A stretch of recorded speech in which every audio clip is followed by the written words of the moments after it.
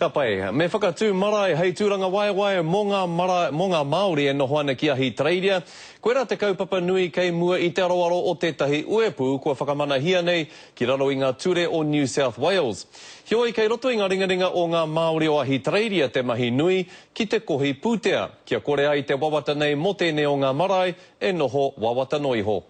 He papa hei whakapakari tīnana tangata, mea rā tau kararehe. I nā kei te whakapakari te uhi Māori kei konei e noho ana mō tētahi papa anō, hei whakatū marae. Whā te kautau arangi pūmama o hira e noho ana ki konei, a tākuta Benjamin Pittman, he toru te kautau. E maha noa tātou ua mātou a tamariki moko puna, kua whānau mai I konei. Hei tā rā ua kua tika te wā ki atu he whare tūpuna.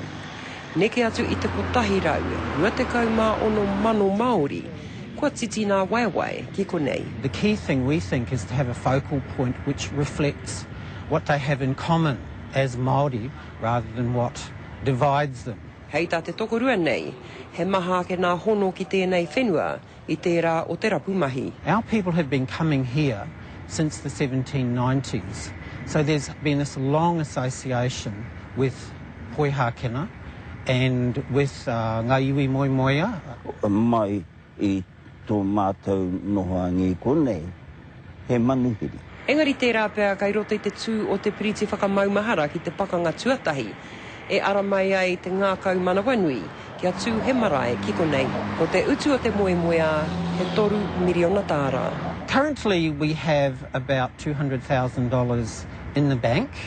Kua pua wai te moemoea, kua tō te kākano, e tū ai he marae e putai te ihi, te wehi me te wairua o nā iwi, whānau, hapu, kua roa nei e noho ana I raro I te maru o Ngāti Poihākena ki a Hitreiria.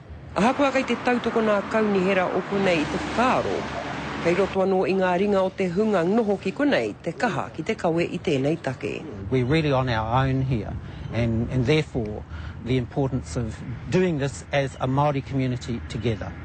Kia aroha mai taua council, kia mātou, ka whakarite e tētahi whare tūpuna ki reira. Wow! Tini Molyneux, mai Poihākena, mo te karere.